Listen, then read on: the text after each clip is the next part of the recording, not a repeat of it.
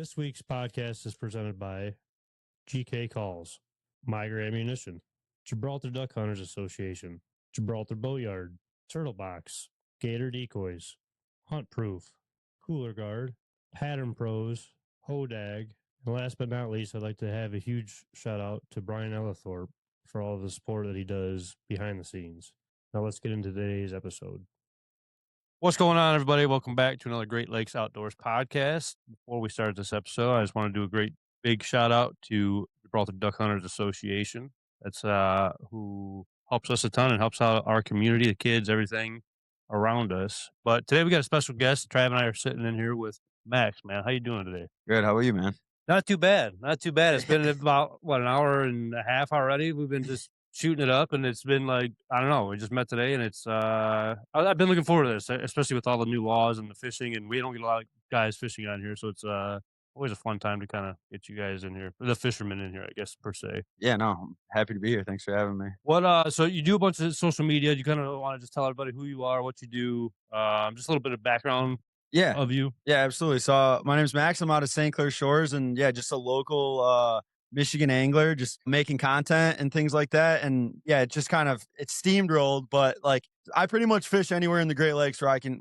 like wet a line, you know, like, right. But I live right on Lake St. Clair. So do a lot of fishing out there, Detroit River, try to get down to Erie when I can, but like Lake St. Clair and, you know, St. Clair River, that whole stretch is kind of where I'm primarily focused on that end. So now, what kind of got you started in like the social media aspect? Because I mean, that's a big jump from like just fishing to social media, I guess. You know, it's a lot of work. No, right. No, for sure. It kind of just, it honestly snowballed, you know, like it was something where I was like, I'm just going to start posting content and see how it goes. And it was one of those things where I'd be out on the river or whatever, and I'd just post, you know, my catch and like me riding out on the boat. And then it was getting a lot of traction. And then I started posting me talking a little bit more. And that was hard for me at first, you know, getting on like the camera and seeing myself talk. Yeah. It's kind of like, it's tough to see yourself do that initially. Now I'm a lot more comfortable with it, but yeah, it was really getting over that hump. And once I got over that, then I noticed that it seemed to resonate a lot with people more when I started getting in front of the camera and kind of talking about what I'm doing, how I'm doing it, what I'm catching, what I'm using. And yeah, like personal for everybody. Exactly. And you know, you got like, people don't want to just, from my perspective, they don't want to just see you catch fish. Like you're just not like you're bragging, but it's like they want to get information from you. You know, it's not something where I feel like people want to learn, and a lot of people can't get out there as often as, you know, myself or, you know, other guys are like charter fishermen who get out there and they just post their catches and they don't want to give out any info. So that's where I kind of try to just steer people in the right direction. And like, if people DM me or leave a message, I'm not going to tell you right where I was at, but I'll try to point you in the right direction on like what I was using or, you know, what was working that day. Has that been kind of a struggle for you, like getting into it? And like you're jumping onto a lot of charters, boats and stuff like that, right? Yeah. Like that's how you kind of, I mean, you have your own boat, but you're going out with a lot of guys, and you're kind of just seeing different ways of fishing the river and the Great Lakes, right? Yeah, absolutely. So has that kind of been tough to I don't know, kind of break the barrier with some of these guys to kind of let them allow you to get on their boat and show them, like, you're seeing everybody's spots now at that point? Right. Yeah. No, I mean, for the most part, like these guys are all really cool, and I try to be as conscious as possible. Like I don't want to blow up anyone's spot. Right. You know, like I'll talk about I'm on the river, but the river's a big place, like the Detroit River, and there's 5 million walleyes in that system every year. So there's, you know, so many guys fishing that river. I always like to say there's not a lot of secrets on the river, but some of those guys, I've never experienced a time where they're like, don't mention this. The only time I ever experienced that was when I was making that, the Detroit River film, and I was out with those tournament guys, and they just asked me like, you can post whatever you want, but do not post until after the tournament. So, you know, I can understand that though. Right. Because I mean, like, what was it, a big tournament, I'm assuming? Yeah, it was DWF like, or whatever. It was the Michigan Walleye Tour. It was the opening event. Okay. They start that on the Detroit River. That's like when those big females are still in there. Right. Yeah. So I mean, I completely understand that then, because I mean, you're going for some big money and sponsorships and everything else. I mean, plus all the weight you're putting in fish. I mean, that's a lot. Yeah. Because that's the same tournament, no? I don't know. I don't know if that was the same tournament, honestly. No? I it might be. I don't know, honestly. that was, because I think that was right out of Erie, wasn't it? I think that was in Erie. Dude, that would have been so sweet to be there to see that. Yeah, no, that was wild. Yeah, but like for the most part, those guys on like in the tournament scene, it's crazy like how many people they're talking to all day when they're out there. Like they have like other, like if they're serious about it, I feel like they have other guys like scouting the river with them, like kind of like almost like teammates who are fishing other sections of the river, because those fish, like they're moving. They're moving so much every single day. And like, I think a lot of like, there's obviously some technique to it, but there's a lot of luck that goes into it where you sit on a spot one day and there's some big females there. I could definitely see that. Yeah. I mean, obviously, yeah, like you said, like location is huge for that. But I mean, I don't know. I understand the whole secrecy of like the tournament, but I always thought the same thing, that there had to have been guys like little like scout boats that they have like on the side. Like there's no way you can, I feel like, you know what I mean? Like, there's like, to be competitive in those kind of tournaments, you have to have connections around that area, I feel like. Oh, and then, like being fully transparent, like some of those guys, like they work with other guys in the tournament. Like they're working together. Yeah. Like kind of just talking about like what's working, just because it's like, because if someone's going to win, they want their friend to win. You know, there's so many boats in the field where, and like I said, it's like you can't be everywhere at once. And it's like you got 2 days to figure it out. So, I mean, and people will know, like when those guys come in from that tournament and they're, you know, Jimmy was up on the north end, like, you know, by a certain island or something, getting them, then everyone knows where that guy's fishing. There's a lingo in there. Oh, dude, they all know each other. They know where those guys are fishing. If he doesn't know, his guy that he's working with knows, you know. So it's funny too, because like being like local around here wise, you know exactly. Like, and Trav's been out a few times with me. Like, and I don't know if you remember or not, Trav, but like you know when the tournament guys are around. Like everybody in the city knows like when the tournament guys are around, because they're flying through, they're going all over the place. I don't know. It's just tournament time around here is a crazy time of year. Yeah, some of them act a little different for sure. They like that the charter captain that I went out with for the film, he kind of touched on a little bit that they kind of think that they run the river that week. And I mean, I get it. It's obviously a very competitive event, you know. But yeah, I know you just got to try to be conscious. But yeah, they're ripping through the drifts and shit. But it's like, what are you? How do you get connected with someone like that to get on the boat for that type of tournament? Yeah, so Mark Van Wormer, the guy that I went out with, he actually reached out to me, and I was kind of he's like, we're going out. Would you be interested in coming out with us like for the day before the event? I was like, yeah, absolutely. Do you mind like if I shoot some stuff? And he's like, no, come on out. But whatever, like I said, whatever you shoot, just wait till after. And yeah, man, they run stuff so much different. Like for the tournaments, like they're not fishing a spot for more than 25 minutes. It's like they're trying to locate, like they got 2 live scopes on each side, one on the back, one on the front. And they're just trying to locate big fish and move, because they don't want to stir them too much, stir them up, and they don't want to draw the crowds. Because I'm sure you know, like on the Detroit River, it's like one of those net flies, dude. It's like you got 10 boats hopping in front of you, like behind you or whatever. So, and like, you know, the casual guys, the weekend warriors, it's like they get on there, they're gonna kill that spot, dude. They're gonna fish that spot so hard. There's guys I've literally seen that will sit outside of like the pocket of boats with like binos and just like scope out like the nets.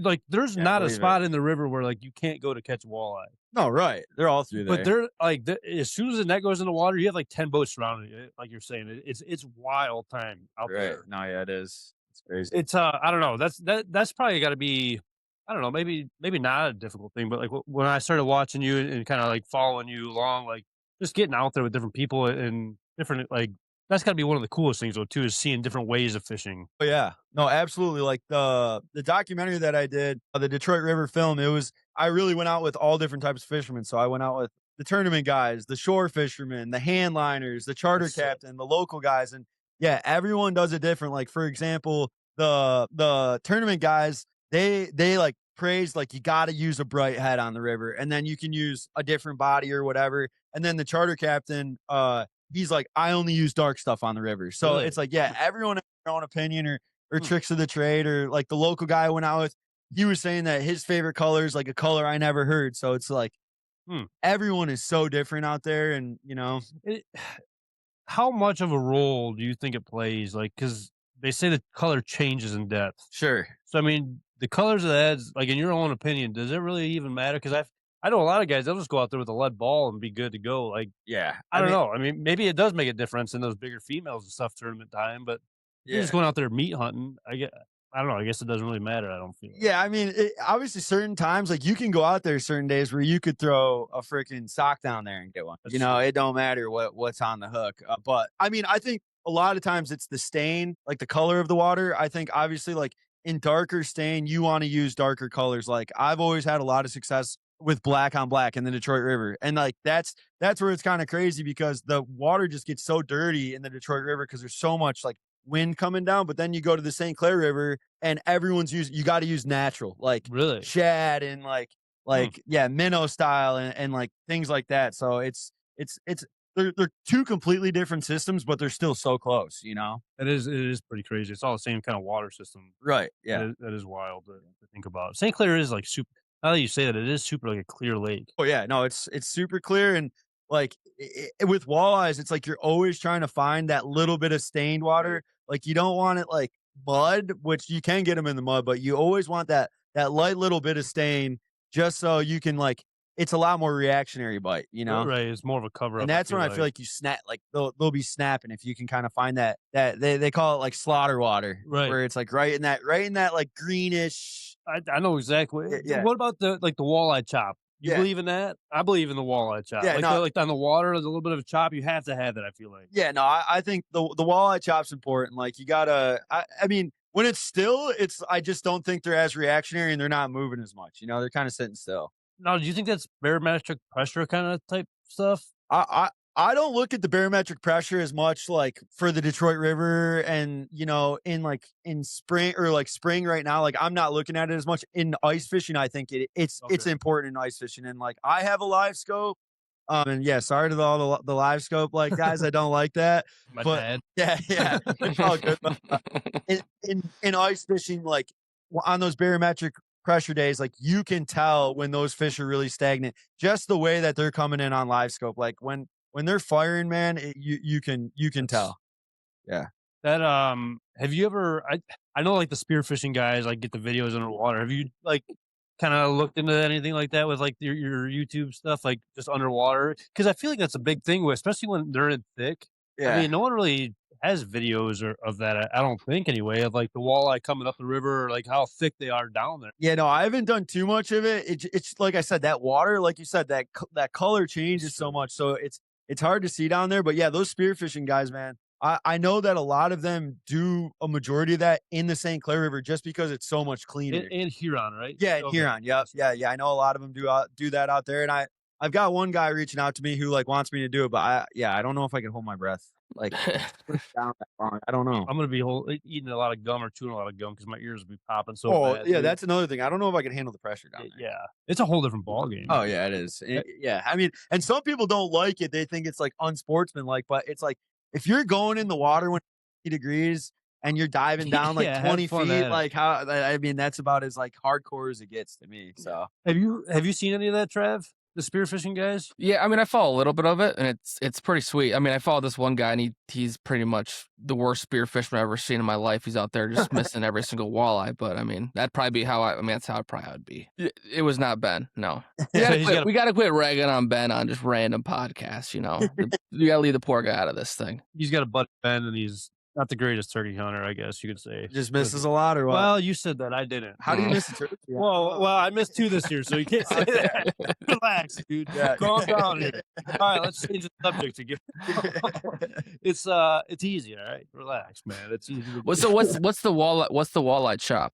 What's that? I don't, as a non-walleye fisherman, what's that? It's just a little bit of extra chop. Like you don't ever like for walleye fishing when it's just completely flat on the lake. A lot of times you won't have as much success. You want a little bit of wind, just kind of moving those fish around, moving the bait around, you know, things like that. You don't want it just completely stagnant. I mean, you can obviously have good days like that still. Right. Like I got out today and there wasn't a lot of wind, but yeah, I mean, if you find the right days, those fish are snapping. So.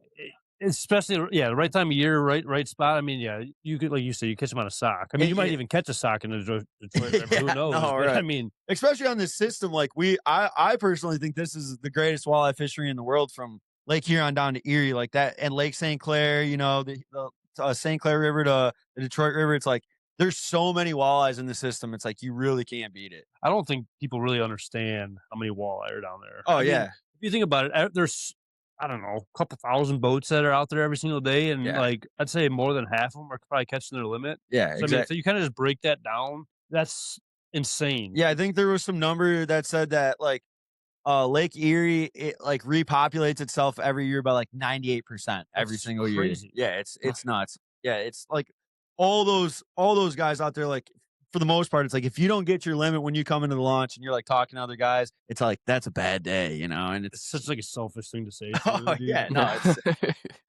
Honestly, like if you don't get to the limit of walleye, it's like they're like the guys that we know down south, dude. It's like this is the cream of the crop, like walleye fishing. Like they would absolutely kill to be up here walleye fishing, and we just have like a lot of people take it for granted. I feel like. oh yeah, no, like I grew up in Wisconsin, like we were talking about before the podcast. I grew up in Wisconsin and we fished a lot of inland lakes and stuff up there with my dad and my grandpa. And dude, like 3 walleyes was a great day. Yeah. You know, and then you come here and you just get so spoiled by the Great Lakes because it's so populated. And it's like once you figure out, you know, the seasonal changes and where these fish are moving and stuff, it's like you can go out and if the wind's laying down, you can bang them like 9 times out of 10. It's awesome. I think that's one thing that's sweet about the river too. And like I said, Trav's been out there a handful of times with me, especially when he was over here when we were in college and stuff. But there's always a spot or a new thing to learn every single year or every single day you go out there. You know what I mean? It's not for like just sure. the same like spot everybody's fishing. Like you could literally travel all over the place. Like, one of my favorite spots to fish. Literally, I only see people there when it's tournament day. And it's nice. Like this time of year, I'll go over there. There's no other boats around me. I don't even see other boats besides Right. maybe passing by, and I'm hammering them out there. Oh, Like, yeah. it's just there's so many different like little crevices, I guess, that you can kind of Yeah, break into. yeah, you want to get like that's one thing that one of the best tips that I learned from that charter captain out there is when you're fishing a rocky area, you want to use a minnow, like a minnow body, you know. But like so anywhere like you're feeling it really firm, you want to use a minnow body because like the rocks and stuff is primarily where those minnows are. But when you move into like siltier water, like something a little bit more muddy, you want to switch to like a worm body because there's going to be a lot more worms in that area. And he kind of touched on that, and he was like, "Yeah, here I took all my fish on a minnow body, and when we go over here, it's a lot muddier." He's like, "I bet you I get them on a worm," and he did. Really? Yeah. I never even thought about that. Yeah, honestly. that's something that like I kind of internalized where I was like, wow, that's something where he's been chartering down here for like 24 years, and I was like, that's the type of stuff where when you're out there, you're like, Just the knowledge. yeah, you're like, I'm not getting them, and he had like 15 fish to my 3 when we got there, you know, it's crazy. That is kind of crazy. Yeah. What so you got like the traveling van out there. We talked about it a little bit before the Yeah. podcast. I mean, like you got the whole setup. Yeah. Like, what'd you say? The kitchen, the living room. You got Yeah. take your shoes off at the door. Like you got everything. Oh right yeah, there. no, yeah. So yeah, my girlfriend Layla, she built out a travel van. Right when COVID started, she built it all out herself. It's badass, man. So we take that all over the state. So we'll do like camping trips where like I'll pull the boat over. Like last year, we went over to Lake Michigan. We camped like in Frankfurt, and that was my first time actually going over there. We brought the van and we were like sleeping in the van, then going fishing during the day in the boat, and it was like you literally couldn't beat it because we can like drive around and go places we want to go in the van, and then we still got the boat like pulled up at the campground, and it was awesome, dude. But we go all over. So what is like with having that? I guess like what is I guess the goal of like the YouTube channel or like your social media? Like where do you plan or where do you see yourself or like the I guess you could say like business of it all. Like where do you see yourself in the future wise, or what do you want to be doing? Yeah, we love like making the YouTube videos and kind of like showing the Great Lakes, but really like I want to go all over. Like my dream is kind of like load up the van, load up the boat and the truck and hit like Minnesota, hit Wisconsin, or like do like a little tour where we go from like Lake Erie to Lake St. Clair, Saginaw, go up to like Lake Superior, hit Lake Michigan, and then move like go over to Wisconsin and hit some lakes over there in Minnesota, like that especially especially in ice fishing, like that's when especially those states like Wisconsin, Minnesota, like Mille Lacs and just some other lakes over there, like Lake of the Woods. Like I've always wanted to get out there and like see what that's like. But I've always thought it'd be sweet to ice fish that when they had like the whole town on there, like you got like literally a bar on the ice, and like go Yeah, to your little no. shack for the night or whatever. You're ice fishing all night long. Yeah. It'd be sick. Even like the campers that they had that lower down onto the ice, those are Right. insane. Yeah, that's the coolest thing about the van though, is because like you can sleep in Walmarts like legally. Yeah. So like if we don't like want to get a campsite for the night, or we're just like burnt out, it's like we can just freaking sleep in the Walmart or whatever, you know? That is I don't know. It's a cool thing, like I guess with like the outdoors, like be able to do that like stuff and to be able to travel yeah. and see what other I don't know, side gig or like thing that you love, you could just do that and travel and you know what I No, mean? I don't know, right. it's Yeah, pretty we awesome. love the UP too. Like that's like probably our favorite place just to go and like travel in the van, because there's so much stuff to do up there, whether it's like hanging out in Marquette on Lake Superior. Like that's one thing that I've wanted to do. We haven't done it yet, but I want to take the boat on like Lake Superior. Like I only got an 18-foot Lund. So like last year when we sent it over to Lake Michigan, that was my first time ever doing it. Like 12 a.m. or in the morning, I drove over to Lake Michigan by myself. 4 a.m. got to the launch. It was pitch black. There's like those 30-footers out there launching. I'm launching out and it's like 18-foot Lund by myself. I only had 2 rods, 2 lead core rods. And I told myself going over there, I was like, if I get one, I'm a happy man. Yeah, for sure. You know? And yeah, like driving out, that was probably like one of the scariest things I've done, because I'm not too familiar like going out on the lake in the wind and stuff, but it was supposed to be super calm. And man, right when that seawall, the break. yeah, right at that break, and I got out, it was like, it's so dark out there, like because there's no lights when you're on Lake Michigan. Like when we're over here in Detroit, You see shore. the pretty much whole river's lit up. So I was out there just in the pitch black. But like I set my lines, and then dude, right when that sun crested, Really? yeah, dude, got That is one. sick. Oh man, I was enamored, and I don't think I will never not go over there in the fall ever again, because That's sick. it was awesome, man. That is sick. Yeah. Trav, have you done that? I mean, you live over there now. Like, do you do a lot of that stuff? No, I mean, I was saying, like, I think I probably fished once or twice on Lake Michigan for like steelhead lake trout, stuff like that. Never. Which is It crazy. just was never a thing that we did in our family. I mean, it's an awesome. It just, if I knew a guy close by me that would do it, I would definitely be down to do it. I just don't want to pay the fees and get the stuff myself to go out and do it. You know, it's just another hobby that I I don't. think that's the hardest part. Like just the equipment itself. Because I mean, if you're only doing it a couple times a year, or like even once a year, I mean, that's a lot to pay for. No, yeah, I mean, even the lead core reels, like the 2 that I got were like $250 a piece. Yeah, So it's like, I don't know if you've ever watched like Adventure Chasing, or I don't know if you ever seen him on YouTube. I feel like I have. He's a Michigan-based guy, but he does so much fishing all around the state, and he does some Lake Michigan stuff where he kind of goes over his setup. So I've like watched him a lot and just kind of pulled some pointers from him. But like I said, I had no expectations going over there. It was one of those things where if I got one, sweet. If I didn't, and then I ended up getting like 3 that first morning. And dude, one of my buddies back here, the moment that he heard I got one, he's like, when are we going? Like, I'm coming out next weekend. I'll drive. I'll take my boat, take my truck. And so then we went back, and it was awesome. That's sweet. Yeah, can't beat it. Yeah, there's always that one guy in the crowd where it's like, you go over there first, or you do this first. Oh, he's the epitome of that. If you my buddy, look stupid, at least I'm not with you. But if you do good, give me a call. Dude, yeah, it's like it's 7 time. a.m. He's like texting me already. He's like, well, ? I'm like, dude, I just got here. Like, yeah.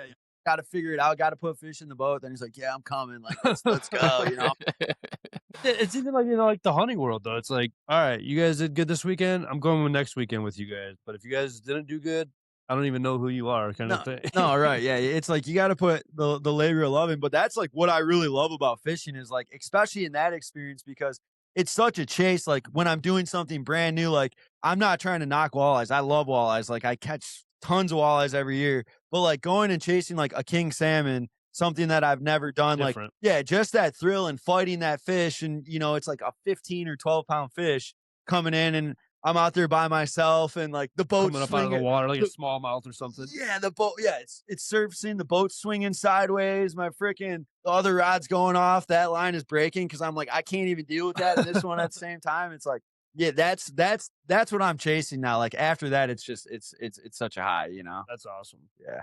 What's one of the biggest things like this year? Like you said, you did the river tour and stuff.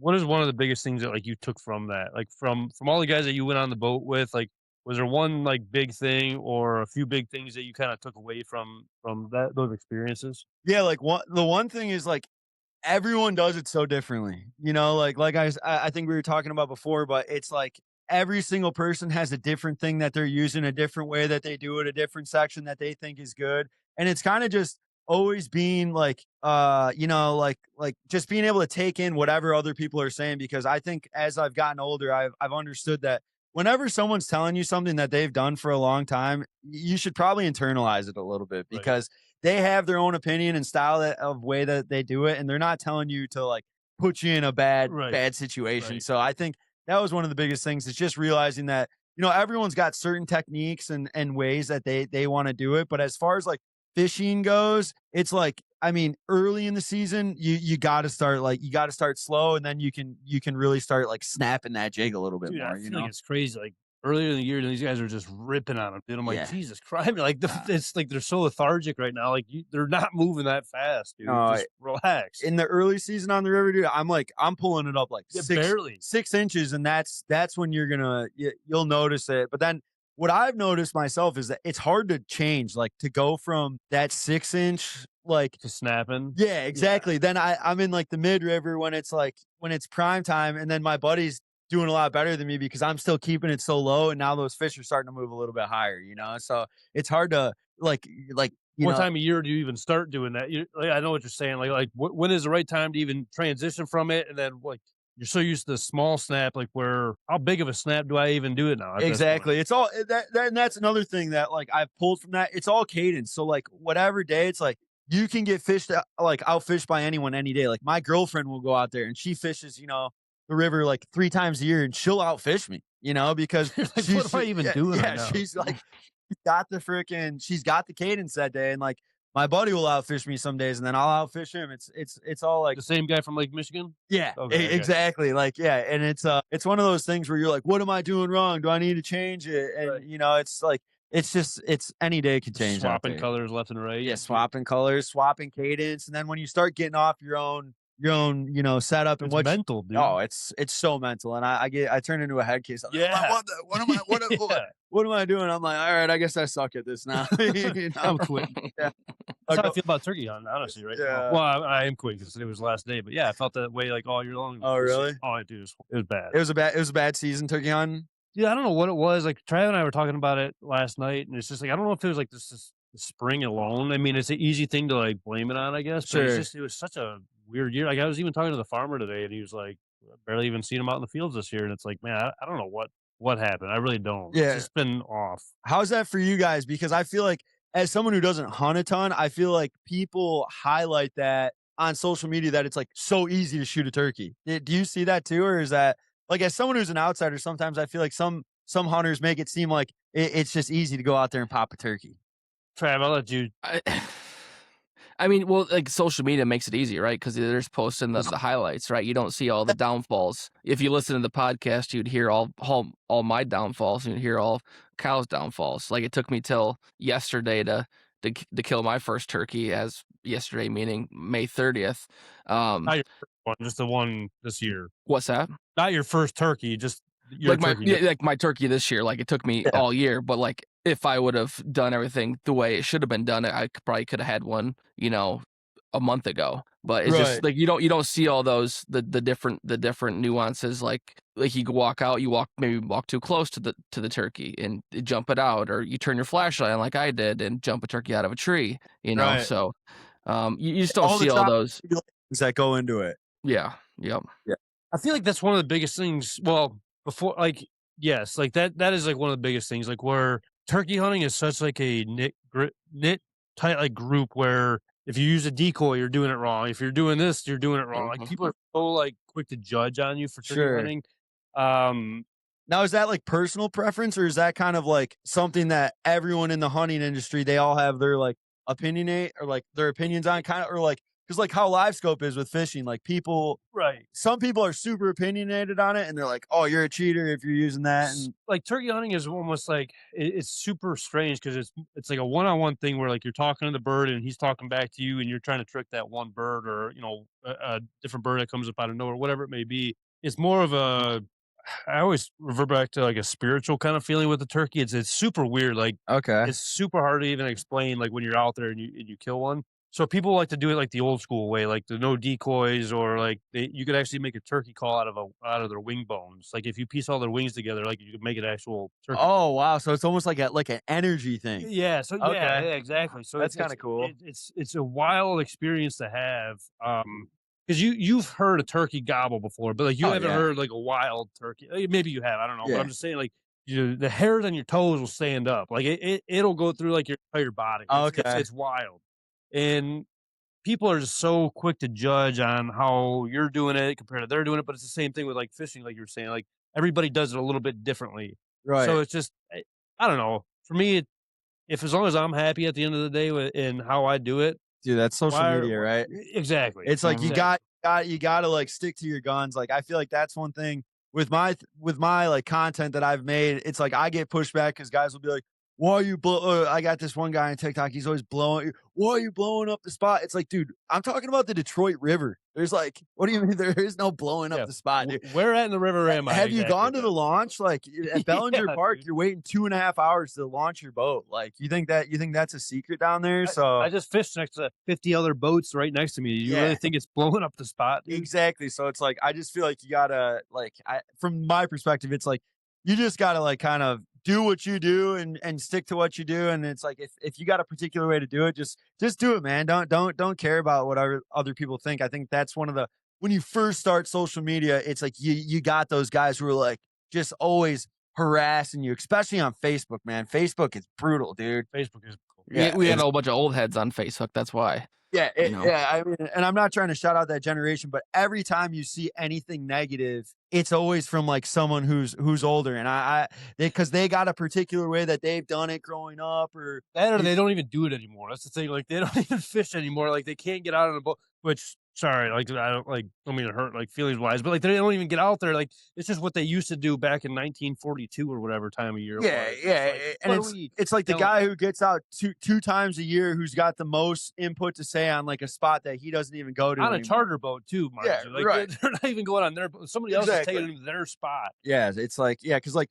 but one thing I've noticed with social media is that like Facebook, it can be so toxic, but obviously you can get a lot of traction there. Like we've done well on Facebook recently just because I think the Detroit River film has helped a lot. Right. And that kind of made my followers primarily be fishing based, you know? So like all the content that I've been posting is primarily around that Detroit River or like Lake St. Clair, the St. Clair River. So I feel like it resonates well with people.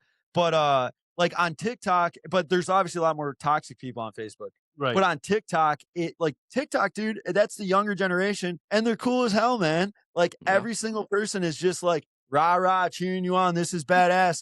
They're communicating. They're talking to you. Like they're like, and they'll share information. And like, I'm not someone who's going to give up, like I said earlier, where I'm at. But if you give me some information and we're kind of like, you know, like having some conversations, it's like, yeah, I'll tell you a couple more things, you know. So well, I feel like there's been so many times. Well, I guess not in recent years because as we talked about, I do more turkey hunting than I do fishing. But like, I literally gave out like the same like lures that I've used for people like that aren't like. There's so many fish out there in the river. Like you said, there's some spots where like you kind of want to keep down low, but at the same time, like you can go out right out here and catch a limit just as fast as probably your spot. You're just not going to deal with the same amount of boats, maybe. Or something. There's no point of hiding a lot of that stuff. No, yeah, there's the main strips where like everyone's fishing. You know, like the Rensen or like the Mouth or Trent like Channel, right? Trent Channel, yeah, exactly. So like there is those places where like there is the mainstream spots, and then some guys think that they got their own like little honey holes, and maybe they do. I think it's a lot of those shallow water early spots where guys are catching like actually big fish. Like that's the stuff where guys are keeping it under wraps. And but like for me in my instance, like if I ever went out and a guy showed me a spot, if I don't figure out that spot, I'm never spot blasting that.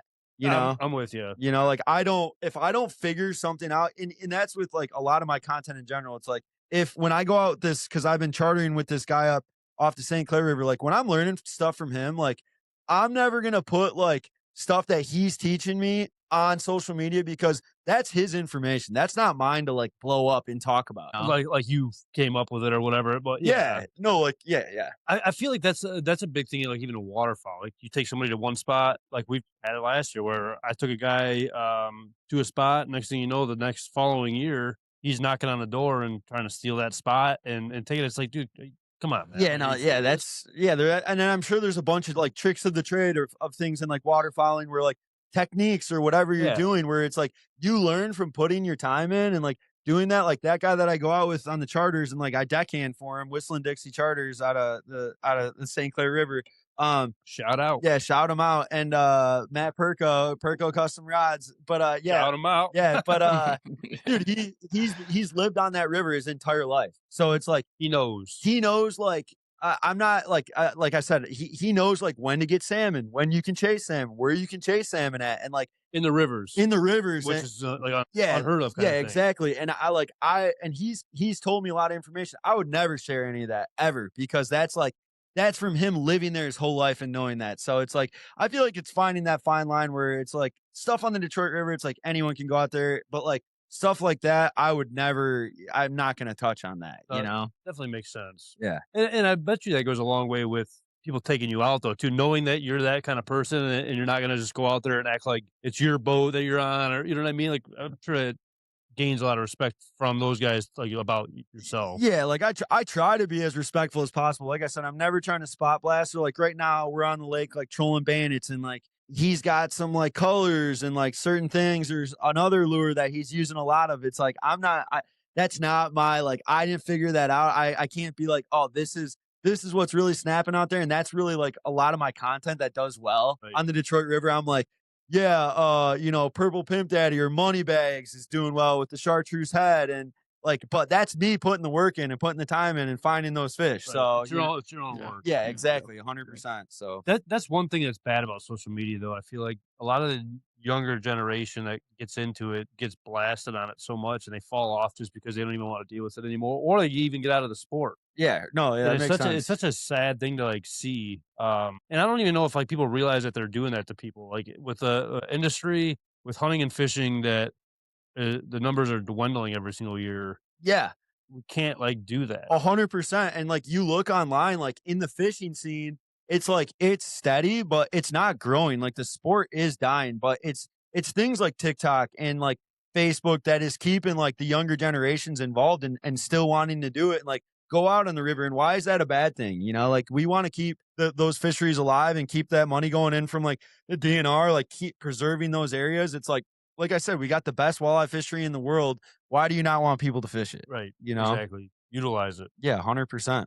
What do you got, Trav? I feel like we just rambled on and like just cut you out of this whole thing. No, I was just zoning listening to you guys. It's a great conversation. No, because I mean I don't know anything about walleye fishing, right? Like you guys, it's a walleye fishing topic, and I think on the social media side of things, it's tough for someone getting into it because if you do something that's off brand from what the norm is, you get blasted and you get pushed out of the social media realm of things. That's kind of why for me being on like we talked about being personable, right? Like talking, like. I hate the sound of my voice. So when I talk about it on talk on social media, that fear of getting blasted by people, you have that, right? And it's kind of the same thing with just fishing or putting yourself out with that. You fear of you put out there, then you get one person comment, then one person comment, and it's just you get the pushback, and then you don't want to do it at all. Well, look at that one post I did on turkey hunting before season started. There was a decoy in it, dude, and it got like a shit ton of traction just because the decoy was in the video. You remember that one? Mm-hmm. It was like, dude, I'm talking like 50 comments from people all over the place. Yeah. They just commented on a stupid decoy. It's like, really, dude? Like, yeah, it's like for me in that perspective, I like I said, I've really been just grinding it out really hard for 9 months, and we've been really starting to get some traction out. It's like don't even internalize anything other people are saying because for the most part, like no one really cares. Like they'll go on there and they'll say something. They'll never like you snap back at a little bit. They got nothing to say. Yeah, right. That's the thing on Facebook. I try to like my girlfriend because we kind of like it's kind of a team project. The Michigan Fishing Company, sure. and she's like, just don't even say anything. And like sometimes I just cannot help myself. Dude, Trav yells at me all the time because I do say stuff when like he's like, don't worry about it, whatever. And it's like, Yeah, I'm sorry. Or I'll call him in the morning and be like, hey, I'm sorry. Like, I kind of said something I probably shouldn't have. I mean, if you want me to delete it, I'll delete it. But at the same time, I've gone dude, back and deleted a couple myself. I've had enough of this stuff, dude. It's such a hard thing. You said like they have nothing to like lose at that point. Yeah, because they're like, I'm not saying they're nobodies, but they don't have any platform to like Right. deal with or like have people who follow them or anything. And like I said, it's primarily Facebook. Like I've had one guy who like kind of just like trolls me on TikTok a little bit, but other than that, it's been nothing but like positive reinforcement. awesome. And then on Facebook, yeah, like just keep those comments filtered, man. Like I don't even filter them myself, but like Facebook just filters all the bad comments, you know? It's hard though too because like you almost don't want to because at least it adds more like traction. Oh yeah, no, like I'm not like I don't know. I could probably click something where I unfilter them, but I'll go look at all the comments and just see what people say. And a lot of times the ones that are getting filtered aren't even they're not bad. They're not Right. bad. They're not that really that bad. But I just think it's funny how people have like they're just people's opinions about stuff. I just sit there and like laugh about it sometimes. It's like, dude, like you really took the time out of your own day, sat there, typed all this out, and thought about this in your head, and wasted your time to like. That's crazy to me. Just be so negative, you know? Yeah, man, It's like it's what? wild. Yeah, what's the point of being negative to someone else the whole time? It's insane to me. Yeah. Like, what do you have any walleye like questions, Trav? Like, I know like you haven't done a ton of it, but like, do you have any? Even if they're like just basic questions wise, like you said, you haven't done it a lot. Yeah, I mean, like the walleye, like the right now in the springtime, like the Trout River and stuff's a walleye craze. Like, what are you like? Is this like for me? Like from when I fished with Kyle, it was strictly like jigging and stuff like that. And then, like from what I remember, it was like a slow pass down, and he would come back up and go again. Is that kind of how you fish the river, or is there other ways that you would fish it in the springtime? So early spring, it's a lot of you're going up, you're starting at the top of a drift where you think fish are, obviously, and then you're just vertical jigging that like 1 ounce or 3/4 ounce jig with like a minnow body or like that worm body, just hopping it off the bottom, popping it down, and yeah, you're just slowly drifting down the river. But like right now, now is the kind of the season where a lot of guys switch over and then they'll go to bottom bouncers. So you'll just be pulling like a 3 ounce bottom bouncer, and that'll just have like a worm tailing on it with like a blade and some beads and stuff. And that a lot of people like that a little bit more once it gets to this season because it's fair weather. You know, it's like it's 70 degrees out there and you're just coasting down the river with the current and you're bringing in walleyes until the gnats come out, dude. Cover your entire boat. That sucks. Yeah. No, I'm not looking forward to. Hopefully, we can fight that though. You know, dude, my dad's got like 4 fans on his boat just to keep the gnats like off you. Yeah. He just clips like right onto like the chimney top and stuff. Oh yeah, no, the gnats. I thought you said the gnats. Oh no, the gnats, the gnats. Yeah. No, the gnats are good. Gnats are good to see. Dude. Yeah. No, the gnats. No, the gnats were out today. I was out there trolling in Canada, and yeah, it's like on those calm days, man. The lake just gets it's horrible, so buggy, man. Like the guy I was with, it was his first time ever going on a boat walleye fishing. It's a buddy from high school, and I took him out, and yeah, he was just like he was starting to lose it out there because he's like, God, I'm not like these bugs. He's like, they're in my mouth, man. They're in my mouth. I'm like so immune to it. I'm like, oh yeah, and stuff. But yeah, no, they're good. Literally, if you're hungry, like you won't be after you get done. Because like I ate so many. Yeah. Well, we went to Peely one year, dude, and I remember the entire like we went there early in the morning, and it was on a trophy boat, and like the brand trophy, obviously. Right. By the time we got back, dude, the boat was black because there was so many gnats out there. It was like we hammered the walleye. We didn't catch one steelhead. That's what we were going over there for. But we hammered the walleye.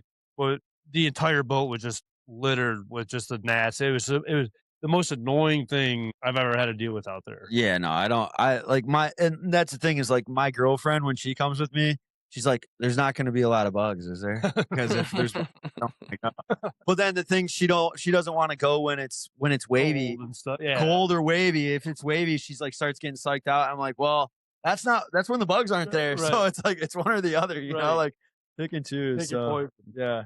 What you got? Any other ones? We trolled, didn't we? Try that one time. No, yeah, that's supposed to be my next question. So, what is the progression from like jigging in the spring to using planer boards in the fall? Like, what is that progression like? Like, what do you for personally, like what are you doing? Yeah, so like I'm jigging like March. It's obviously like March. If you're out there in March, you're like one of the real ones in my opinion, because it's like when it's cold, it's miserable. You're catching like you can maybe string together a limit, dude. Like I just being fully transparent. Yeah, I didn't get a limit. I think I got one limit in March. I went fishing like 10 times. So, but you got a chance at like the biggest walleye you've ever caught in the river. So that's like. Then April is kind of the craze. Like April is when everyone's out there, when those males really start pushing in from Lake St. Clair and Lake Erie, and then they're really snapping because they're all juiced up. They're doing their business all over the boat. The boat's covered in white. They're fired up. And but yeah, then right when that water temp hits like 50 degrees, that's when I like to start switching to bottom bouncers. But and that'll run like I was out there today because I went out of the north end like of the river and shot across to Canada, but there was guys jigging and still bottom bouncing out there today. So and it's what is it, May 31st? Tomorrow's June. Yeah. So like it goes on for a long time, and like then once that comes along, it's like I get a little burnt out on the river. It's like especially on the weekends right now. Now that it's fair weather, I try to push out to mid lake and like pull those bandits and things like that. New scenery. Yeah, for sure, and just getting out of the traffic, man, because like. I'm already burnt out like by the end of April of just like so many guys on the river. Like I'm lucky that I live so close in St. Clair Shores where like I can get to the north end of the river in 15 minutes with my boat. So I'll fish like during the week primarily, you know? You're probably not too far. I did a job at, I don't know, a yacht club right there actually. Probably Grosse Pointe Yacht Club, maybe? Yes, yeah. I'm 5 minutes. Yeah, we put all the docks in. We did all the electrical work for that. Oh, nice. Yeah, it was a sick job, dude. Like we'd see all smallmouth guys out there fishing. We had steelhead like servicing in the marinas and stuff. It was actually pretty sick to work there. Yeah, that's a nice spot. Yeah, I can't say I've ever been inside that place, but it's nice. Trust me, they weren't letting the workers inside. We were just outside looking in. Just put it that way. No, for sure. But there was that seawall on the outside. Not to even like spot drop, but dude, like. It was solid there. Yeah, that's a good bass spot. That's all right. We'll leave it at that. Yeah, that's that. I was gonna say one other thing about that area, and I was like, you know what, I'm gonna keep that. Cut that out, Trav. There's not. I'll cut it out. There's some good fishing over there for sure. Yeah. That whole stretch down the mile roads though, it's like that whole section is I'm sure is great, man. You can't beat it. I'm not too familiar with up there, obviously, but just being up there working wise and seeing everything going down. A lot of the local guys too, kind of going back to your question about jigging, Trav. A lot of the guys will jig down and actually hand line back up, and then get back to their spot, and then jig back down, and just kind of really? around here. Like my boat would be perfect for it. I just got a little 16-footer. Okay, it's a duck boat, and I hand line out of that. Oh, nice. So I mean, I can literally jig down. And then just hand line straight back up, and then you're kind of double fishing it wise. Yeah, no, that's sick. Yeah. I with that Detroit River film that we just dropped. I think we dropped it a week ago. I got out with a hand liner, and that was actually my first time ever hand lining. It's my favorite way of fishing. Oh, dude, it's awesome, and it's kind of like bottom bouncing a little bit, because you got like. I don't know what's the weight of that you're usually using. A pound, I think certain sections is different because it's deeper and things like that. Yeah, like I use a pound in the river here. I think it's a pound. We literally have some old copper. Is that a smoke detector going off in your house? Okay, I was gonna judge you pretty hard if that was. I'm not gonna lie. But you see the videos on TikTok all the time, like the smoke. Maybe it's your chair. I don't know. Maybe it is. I don't know. I'm sorry for judging you, Trav. But hey, don't be blaming me for your shit going on over there. Put you in a category that I shouldn't. But what were we even talking about? I'm sorry. The hand lining. Yeah, so I use copper tubing, and then my grandpa actually made them for me, and I think he just put cement, I think, inside of it. But I think it's a foot long or a foot and a half, and it's like an exact pound of weight if you do it that way. Sure. And that's all we use. Honestly. Yeah, no, yeah. When I went out, that guy, the guy I went out with, his name was Zach Snyder, and he's like one of the OGs. Like that's the only way he fishes the river at all. And like the guy that in the video, the guy that taught him actually rolled up on us in the video when we were out there. Yeah, he was out there, and he like tossed him some spoons or something, and he was like just taught they're just bullshitting out there or whatever. And that guy's family actually, I wish I knew the guy's name, but his family was like one of the original creators of the hand lines. Oh, really? Like Yeah. A&S reels? Yeah. I don't know if it's that one specifically, Okay. but one of those those like hand lining reels. And he's like, that guy taught me everything I know. It's like we were watching him all night, and that guy was just flipping them and flipping them and flipping them. Yeah, Do you do it in the dark a Oh, lot? yeah, 100%. So like I realized it when I was out there that like when you get a fish out there, like the way that you can tell that a handliner's got a fish is he puts his headlamp on. So like he was like every time he was looking over there, he's like, oh, his headlamp isn't turned off like at all. Yeah. Dude. He must be killing. Yeah, dude. You catch any rocks out there handlining? Yeah, dude. It's actually pretty, not to cut you out, it's pretty dangerous, for sure. dude. Yeah, that's one thing he kind of touched on that, and I never even thought about that. But you're running like this wire, so it's like if you get caught up in like one of those spots, it's like not only do you got $40 in baits down there, but and like a $10 rig, but it's like you can't. I feel like you can't move for like a second. It's like so we actually had my grandpa took his brother out, my uncle, and if you wrap your hand around in that wire to kind of pull, because after a while it wears on your arm. Oh, for sure. Wise. And he actually my grandpa keeps a pair of dikes sitting right on the top of his tackle box. Like my grandpa's boat's perfect because he's got a side console boat. The side console sits back, so like we're almost sitting like right on the motor. So like that's all he does out of his hand line. Okay. He's done it his whole life, and he keeps the dikes right on his tackle box, right between his legs, just in case. Like if you wrap your hand around that and get a snag, dude, it's literally cutting your finger like right off. Yeah, no, that's like it's a lot dangerous than people think. I should say, like.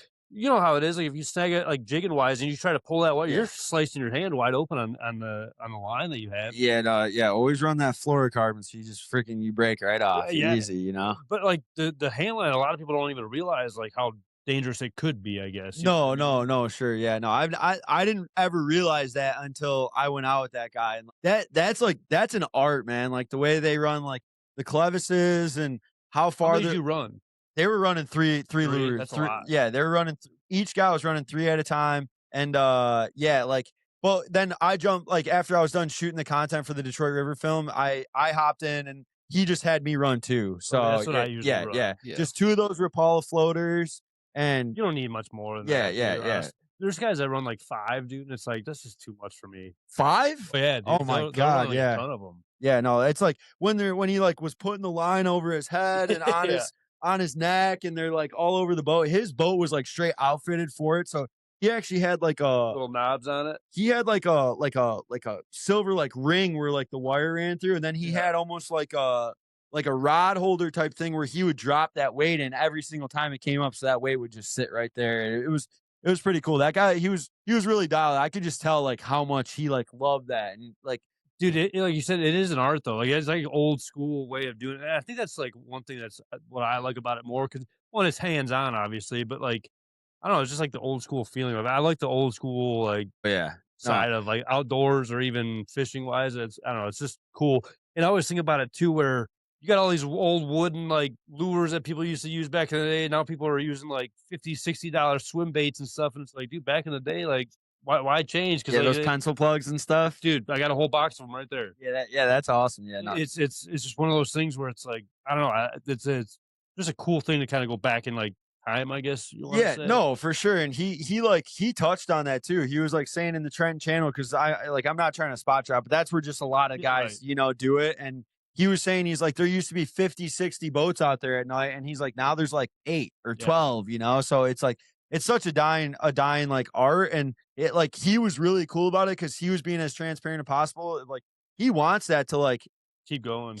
Yeah. So like he bought like I guess he bought out a bait shop that was like selling out all that gear. Really? So like he's got like all the molds, and like there was actually another boat that came up to us when we were out there too that was like buying like some of the weights off them because like you can't find this stuff around anymore. So it was cool. It's I don't know, the hand, dude, and it's so effective too. Like you can hammer the fish like quick. No, right. At the right time of year. Like and even during the daytime, if you're not catching them jigging, you can go there hand lining and just smoke them for whatever reason. I don't know why. Like it's such a weird like just switch that flips for them fish. It's nuts. Yeah, I don't know if it's because that bait's like a little bit more raised up, or it's even the pencil plugs though. It's like why those hit so much better sometimes, or like spoons. Like why those hit so much better. It's weird, man. No, yeah, it's that's just one of those things you gotta if You gotta you're be not out there. Yeah, you gotta kind of going back to what we were saying, like figuring out stuff. It's like you just gotta put the time in and figure out what works and what doesn't work.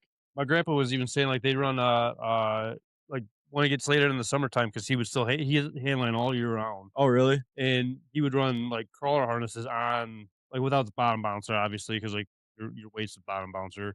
But he would run crawler harnesses off of the handline reel. Yeah, that like, makes sense. Like, yeah, that's what. But like, you wouldn't think about it. You would just think about like using Rapala floaters. No, and right? No, calling it that is smart. Yeah, that's smart because sometimes they just want some meat, man. Yeah, dude. You know, and that season changes. Let's take a quick breather from the action. Let's talk promos. Grab 25% off Huntproof with code GREATHP25. Save 20% off Cooler Guard using code GLO. You can take 15% off your order from Hodag using code Great Lakes. And take 10% off Pattern Pros using code Great Lakes 10. Now back to the show. There's some new laws that are trying to get passed or that not a lot of people know about. I guess they're laws, right? I mean, yeah, they're bills. They're bills that are in office right now. So it's Bill 5801 and 5802 is they're trying to put gill nets in the Great Lakes system, whether it's like Lake St. Clair, the Detroit River, Lake Erie. They want to start like gill netting walleyes and lake trout and yellow perch. And like right now it's at the point where it's getting a lot of kickback right now from people where like legislators are already dropping off. But if you get a chance and you're listening to this podcast, yeah, email your local legislators. I don't have their names right off topic right here, but I posted a video on Michigan Fishing Company Facebook, TikTok. It's got their emails in there. And if you could email them and just kind of voice your opinion on like how much this could affect our system and our local communities, do it, man, because we really want to stop this before it can even get into where it's in a voting process. Because I mean, we know how the government works. It's something where once that big money moves in, they can buy their way to get this through. So I really want to try to shut this down and use whatever platform I can to kind of voice on how much this could just like destroy our systems. Can you explain what gill netting is to people that don't know what gill netting is? Yeah, so what a gill net is it's pretty much this huge monofilament net wall that commercial fishermen use that has holes in it. And what those holes are made for is to target a specific species. And for example, for walleye, those holes will be the size where walleye can swim in, but they can't back out. The problem with that is there can be so many different bycatches. Think of all the other fish that are kind of built like a walleye, a pike, a muskie. And then it's not even talking about the bycatches of just wildlife in general. Ducks, birds, anything diving underwater, turtles, minks, otters, beavers, all these things can get caught in them. And that's the whole reason why I want them nowhere near our Great Lakes. We don't need them. And that's why I'm opposing Bill 5801 and 5802. Before the podcast, you said like nets don't know species, you know? Right, so it's like, it's whatever gets in there is going to die. So it's like, what's going to go to waste? Is that going to kill Lake St. Clair's smallie fishery? Is it going to crush a bunch of muskies? Is it going to kill like the panfish? Like, who knows, man? And it's like they already got enough money. Why do you got to, like, these rivers feed our families. They feed the local communities, like the charter fishermen, the local bait shops. Like if they start pulling all these walleyes out and destroying the population, people aren't going to want to go out there, man. They love the Detroit River because, and like, that's the one thing. Your grandpa can go out on the Detroit River. He can sit in a chair and just jig and sit there and catch 10 walleyes. And it's 100%. Like, you know, if we destroy that, throw 5 or 6 back depending on the season. I just want to make that clear. Yeah, no, for sure. And it's like, if you take that away, man, or like even the shore guys, like the shore guys can go out there some nights and get limits. And when those shore guys can't have, you know, walleyes to share with their family every now and then, where they go out and they have a good night, because that's so sporadic already. If you take that out, man, it's like you're just going to destroy the fishery. And it's like, people feed their families like for the year off this, just being able to go out and putting their time in and effort and getting out there and catching fish for themselves. And it's like, you should be rewarded. And the DNR, I'm not trying to go on a tangent here, but it's something I'm really passionate about right now. But the DNR has been preserving and building the system for over 100 years, like building this great fishery for us and like contributing to like, you know, like just keeping this fishery like as good as they possibly can, and like the way that they've done things. And it's like to destroy it with like a couple gill nets, like people go, oh, it's not going to, you don't even know how much this will impact these systems. Like, and what if they put that right in your favorite fishing spot? You know, Well, I think a lot of the thing is though too, like a lot of people don't understand it's almost like the pyramid scheme, right? Like they're going to start with like the gill nets. They're going to eliminate a ton of fish off of that. right.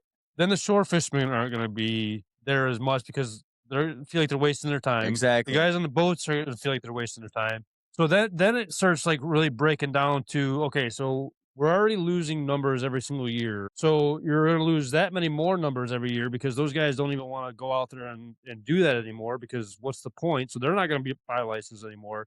People are already throwing fits about license pricing going up every year. Yeah. So now what do you expect the DNR to do after numbers are going down and they're not even getting the revenue that they're getting now, even though they're already like, what is it, 40 something percent or whatever it is? Don't quote me on that, but like an outrageous number that they're not getting paid, like they're getting like decreasing like their fundings every Right. single year. So it's a chain reaction that we're going to be seeing without even really realizing it, I guess. if that makes sense.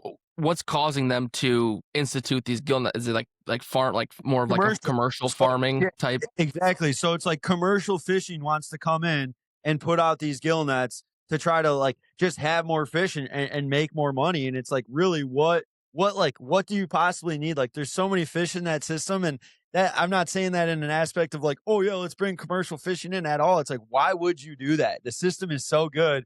People catch enough fish, put their time and effort in. Like, where are we going with this? You would think it's crazy to even have this as a conversation piece, because the Detroit River run in the spring is probably one of the biggest money, like to bring in money to Michigan there is, right? Like I know people from different states to come in and fish this, you know, like people from over in the west side of the state come over to fish that, you know, and having something that could damage that, you would think it's crazy. I've seen license plates from California bringing their boats all the way over just to come out and fish the Detroit River. I mean, and like you're just saying, it's like it's a revenue aspect of things. Like it's such a trickle down thing. Like, okay, so those shore fishermen, they stop fishing, so they're not buying at that local bait shop anymore. You know, like those guys coming in from out of state, they're not buying stuff at like minnows at the local store. It's like, it's such a trickle down effect. Those restaurants, they're not getting the guys drinking beers after they go out and go fishing. Mm-hmm. It's like, it's such a trickle down effect, and it's not just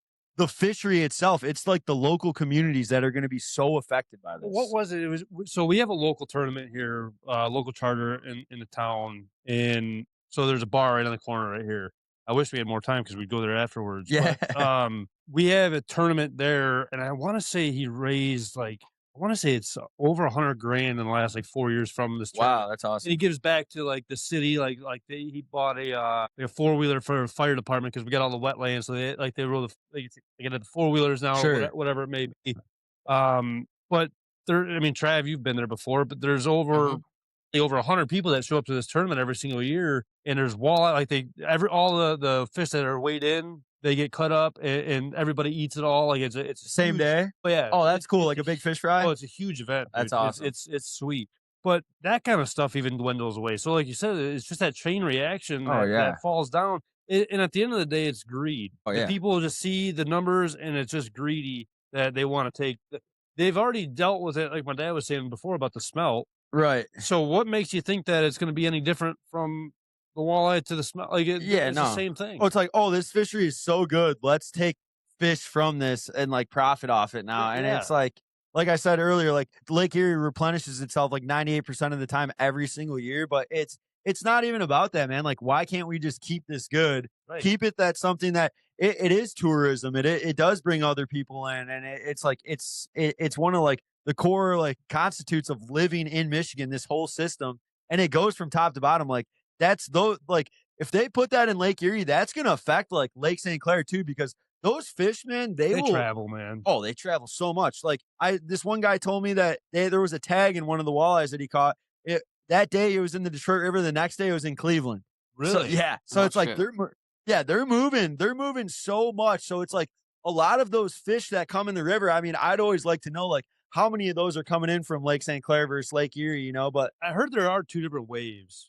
From like the St. Clair and then the actual lake. Yeah, that makes, because it's probably all water temp. Like Lake Erie's a little bit more like obviously a little bit more south. So I think they come in a little, shallow. yeah, and they come in a little bit earlier. And then those Lake St. Clair fish, they obviously come in. But I'm curious to like, I wish I could know like how many of those Lake Erie fish they just go up and they going. just keep going. Yeah. You know, because I think that's why Lake St. Clair, the walleye fishery has gotten so much better. Like when I was growing up there, like 15 years ago or whatever, I like in the Metro Beach like 16-mile area, like the walleye fishing was good, but dude, right now it used to be like a perch fishery almost. Now I feel like it's So many perch up there still. Though. Yeah, but it's like it's really turning to where like in the winter, like growing up, I remember we wouldn't catch walleyes, and now, dude, we'll be like in the winter, like I'll go out and I'll have some killer days out there where where it's like you're crushing them, and it just seems like there's so many more walleyes in the system.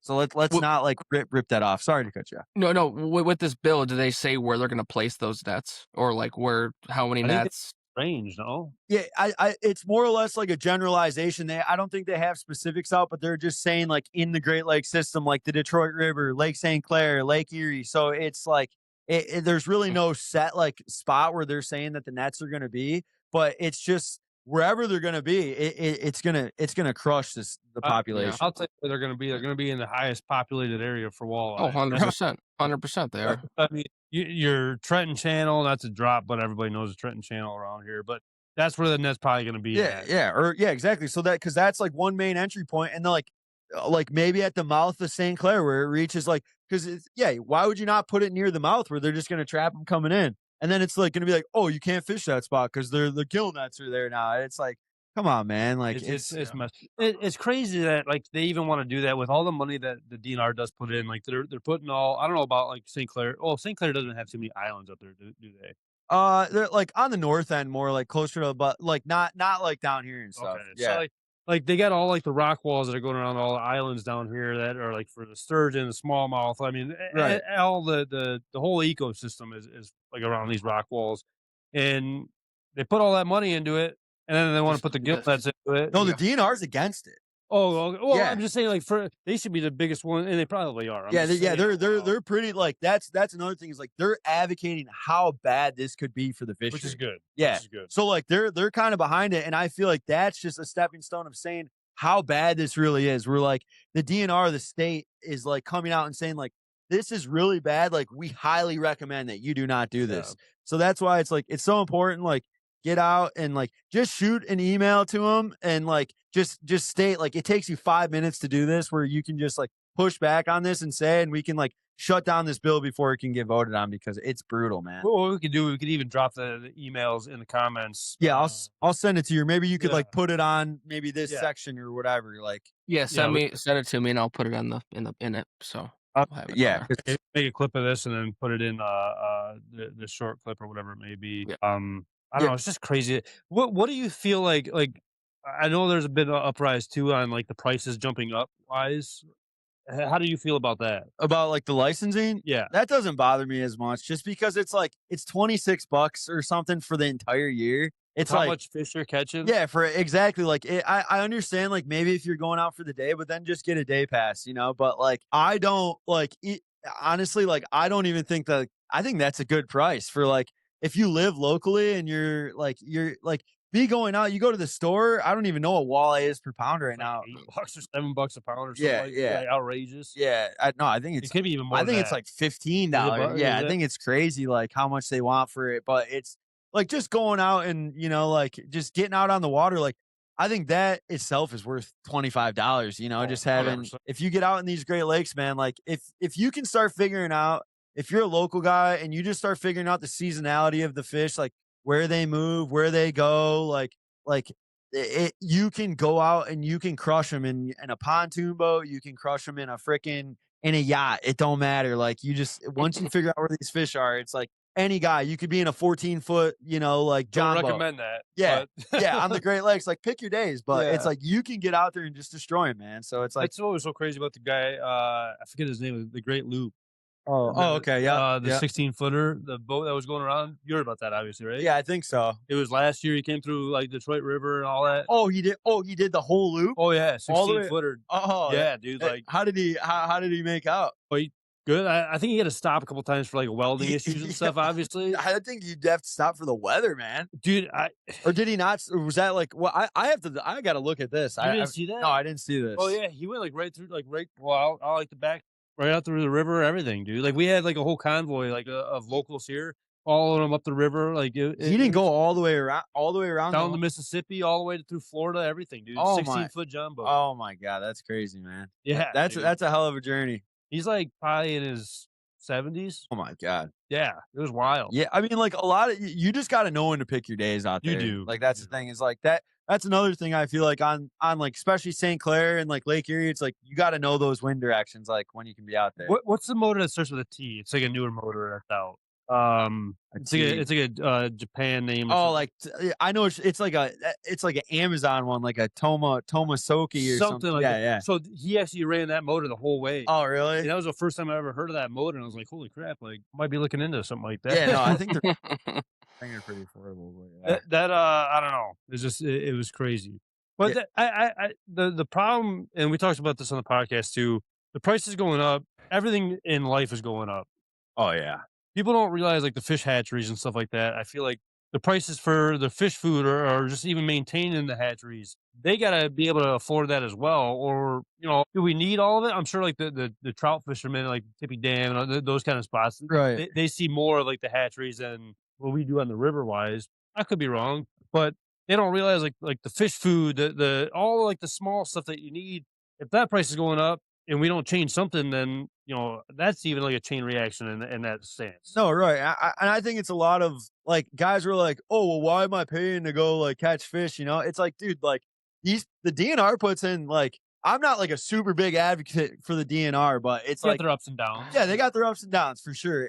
But it's like they do so much for especially like the salmon fishing and stuff like that. They do so much with the hatcheries and like they introduce those fish to Lake Michigan. So it's like we wouldn't have like a lot of these fish in these systems without them. So I get it if you're like a guy who's like, you're a weekend warrior, maybe you get out 5 times a year. Okay, you're paying $5 a day to be out there and go get some fish. So I mean, it's like I said, I'm not a super big advocate like where I'm like rah for the DNR, but I have nothing against them either. I completely understand where they're coming from, and it's like it takes money to like make this system so great.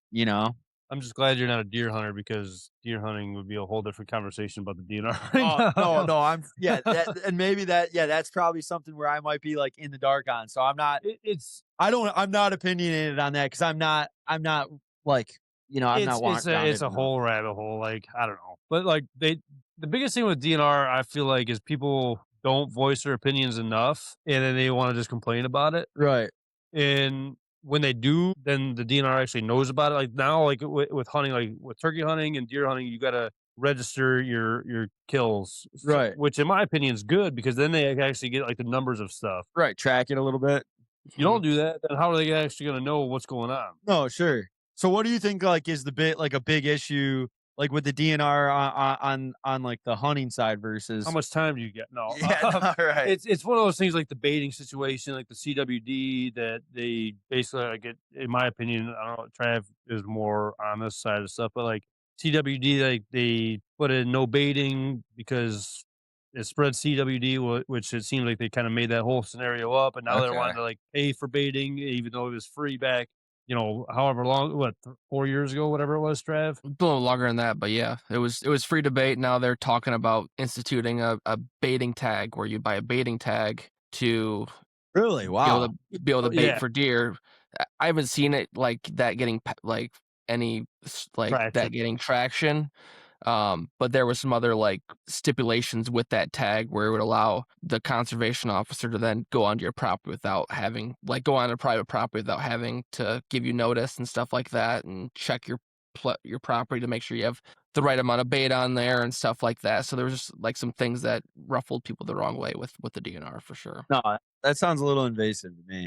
I mean, they're changing a bunch of different rules, like with the rifle line now. I don't know if you're familiar with that. Like, so not really, no. There's a walkie bridge. Basically, like a cross. Oh, I have heard of this actually. So like they're changing a bunch of. But like people are actually voicing their opinions about stuff though. Like you can be like that keyboard warrior and then not like Right. show up to these meetings and try to make a difference. And Yeah. it's the same thing with the GillNet. Like, Yeah. you got to voice your opinions to reach something. You know what I mean? No, Like, right. You got to be able to I, talk about it. I'm surprised that like more local charter fishermen and like stuff that like people that have like a little bit like platforms in the local area, because I feel like those charter fishermen, they do have like the local community, like everyone knows them, like a bunch of guys in Detroit. Right. I'm not gonna call out anyone, but like there's local guys in Detroit who have like huge platforms on like Facebook for like fishing the Detroit River, and it's like I haven't seen anything about it. You And can shout them out. It doesn't matter. No, Okay. yeah, no. I like I said, I don't want to ruffle any feathers, but there's some people who like they have big followings where it's like they're getting hundreds and hundreds of likes on Facebook, and it's like you could just bring up this topic, because once I posted it on Facebook, it's like you wouldn't believe how many people were like, I've never even heard about this. When did this start? You know, and try to keep it right underneath. Yeah, exactly, and it's good. Like I said, there's like legislators already dropping out. There was like 5 legislators this month that already dropped off the bill just because there's so much backlash already. And some people are saying it's dead in the water, but I want to put a hole in it, put a hole in its head. Yeah. No, I mean, I didn't know about it until you brought it up today. So I'm going to go onto your Facebook and reshare that and get that going again, because it's such a crazy thing. Why would you ever want to do that? You would destroy something that brings so much joy to people and so much money to Michigan, like from like the standpoint of an economy point, Exactly, like that. Yeah, that's what I really don't get is like, how are you not making a ton of money off this already? Like people just buying licenses, coming for a day, or like in the local communities. It's crazy to me. So, but I mean, like in the grand scheme of things, like if someone comes in that wants to be a commercial fisherman and wants to do this, I'm sure they're dropping a lot more money than what we would think they're going to be dropping on something like this, or it wouldn't even get close to what it's gotten to so far from what I've been hearing from you.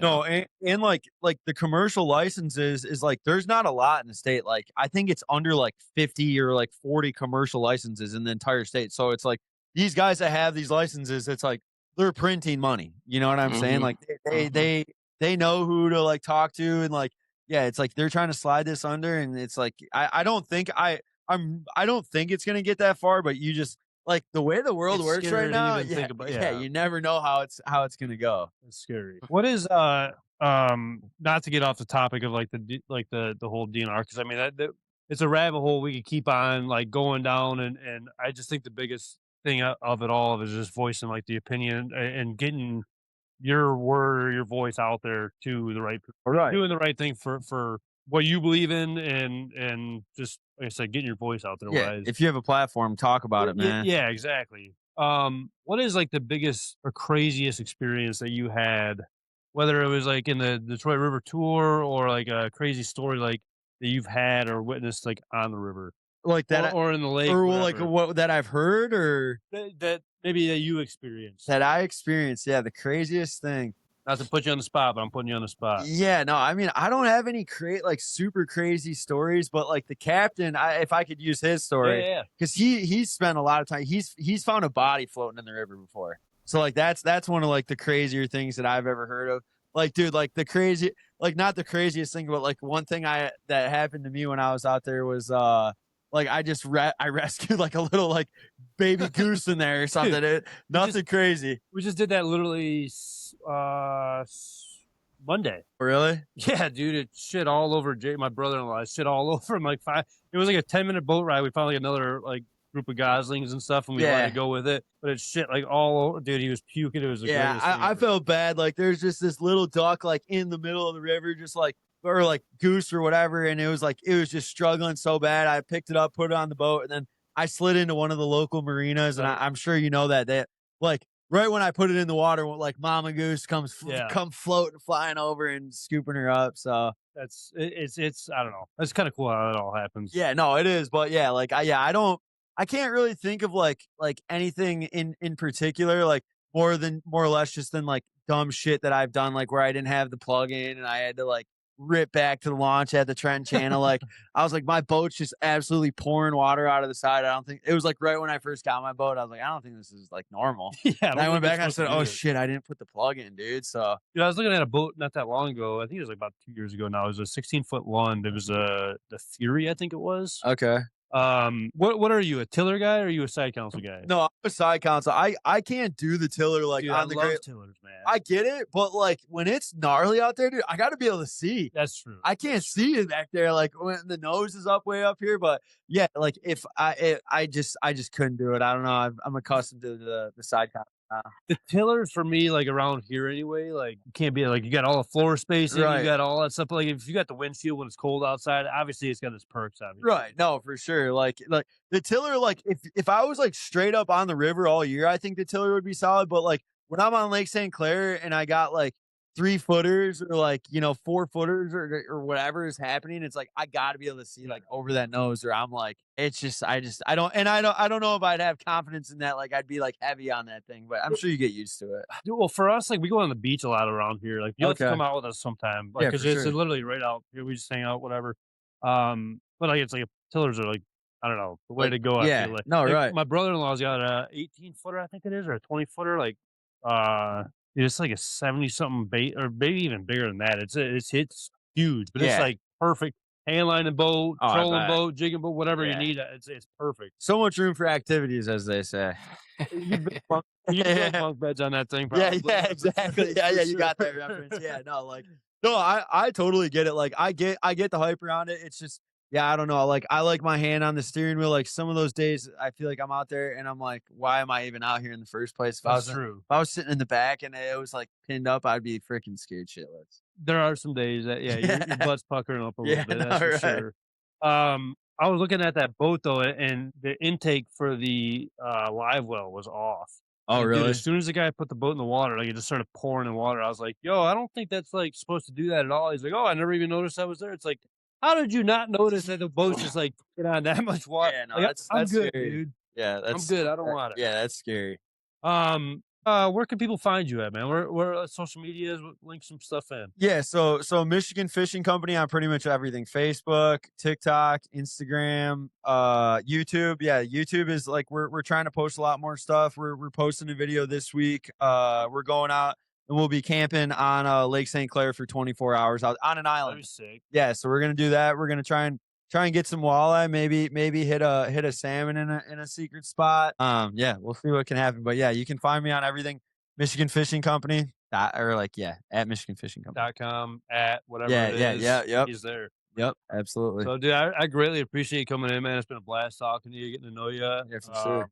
Thanks for having me. Obviously, I honestly like to have little updates like this, man, because like I said, we don't have a lot of fishing guys on here, so it's a good little change of pace today. Honestly, I yeah. enjoyed it, man. Always into coming back. Let me know. So yeah, sounds good. I appreciate everybody tuning in on this week's podcast. Trav, I appreciate you, and we'll catch everybody on the next one.